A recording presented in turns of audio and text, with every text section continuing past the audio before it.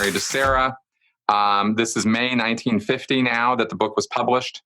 And literally, and this is legit, people started calling him and knocking on his door. And like, dude, what else you got? You know, we got this, and this is great. What else you got? And almost immediately in June 1950, Hubbard started giving lectures in his home. He was renting a place, and people were showing up, and there were cars out front all the time, and they started doing these classes. And he's just kind of making this stuff up as he goes. You know, he's not a scientist, this guy. He's not. He's a fiction writer, and he finds himself in this position now where people are treating him as legit. And he plays the part because this is what he's all about. He loves all this attention, right? And the money that came with it, because he wasn't giving these lectures for free. So people show up, he starts charging them, they start putting little courses together, and he's doing lectures like Monday, Wednesday, Friday, and then he's doing Tuesday, Thursday, Saturday lectures. And, you know, he's trying to, you know, work all this stuff out, and it's logistics and all this kind of stuff. And people start coming on board, and they create Dianetics foundations, actual little organizations in Los Angeles, in New Jersey, and different other places around the country. These Dianetics groups start forming up, just all on their own, because people are so excited about this. Kind of the same way, I guess, you know, the meetup groups start now, right? People are just excited about it. Right. Hubbard is people are reaching out to him directly, and he starts traveling the country, going around to these groups and giving lectures. And he especially focused on California, and he went out to Los Angeles, Oakland, California, actually. And that was the site of the biggest lecture that I think he ever gave. It had, you know, they filled up was it the Shrine Auditorium maybe? Or it was either in Oakland, they filled up a place, or it was down at the Shrine Auditorium. I think it was the Shrine. And he presented this woman as one of the first clears. Her name was Sonia Bianca, this poor woman. She goes up on stage, and you're supposed to have, oh yeah, I forgot to mention this. One of the things you're supposed to get with Dianetics is eidetic recall. Full recall of all things that have happened to you in the past.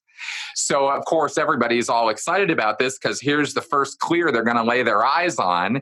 And she comes up on stage, and Hubbard's standing there, and she's standing there, and somebody says, and she turns around. They do this little memory test where, you know, they start asking her questions, and she couldn't even remember what color tie Hubbard was wearing, and she had just seen it, right? So people are like, wait a second, right? And immediately the crowd got ugly.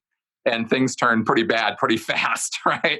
And this was sort of the beginning of people like, wait a second, what's going on here? You're not producing the goods. You say it can do all this stuff, but we're not able to do this. And here's this person you're presenting as a clear, and she can't do it. Of course, Hubbard, being the consummate con man, he came up with wonderful excuses for that and continued to travel around. And not everybody heard about that either, because this is 1950. This is now pre-internet, right? Yeah, there's no internet, right? Now, did he use the term clear in his Dianetics book? Yes, that was the goal. The original goal of Dianetics is the state of clear. Got it.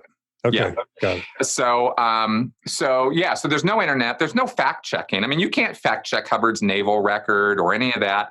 And at this point, and this is really, really important, at this point, Hubbard had sort of messed with his own biography and had this whole invented backstory for Dianetics.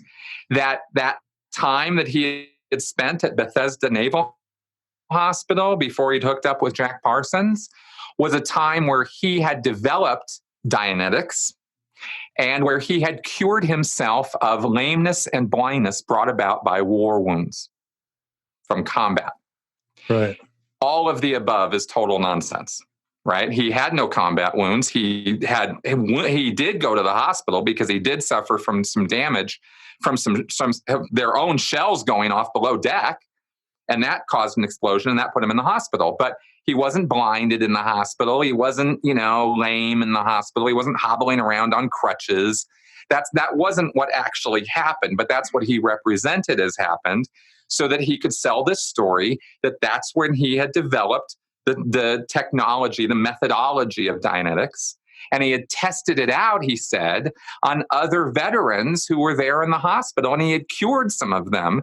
And in fact, he even claimed in a later lecture that there was a doctor there who had been doing some hormone therapy treatment, and Hubbard, messing with the patients and doing his proto-Dianetics on them, had skewed all the results of the study because people were getting better all of a sudden out of the blue, and the guys who were doing the hormone study didn't understand what was happening, right? He had this whole mythology connected with all of this that was later, you can fact check all this stuff now, and none of that stuff happened, but that's what he claimed. So again, the parallel to Joseph Smith is this tendency of stories to grow more fanciful, for them to be edited, to be changed, and the claims to get bigger and bolder as time progresses. Correct, exactly, right? Hubbard was no different than any other con man that way.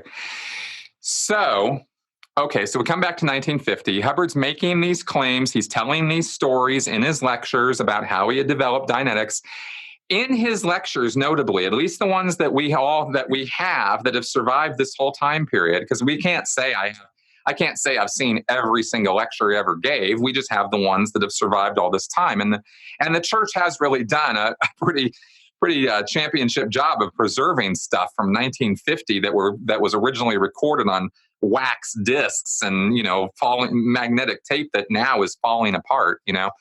So we have this record of all these lectures that he gave and these books that he wrote, and so he's making these claims, and he never once credited Campbell or Winter or any of these guys, and they eventually turned on him over the course of 1950.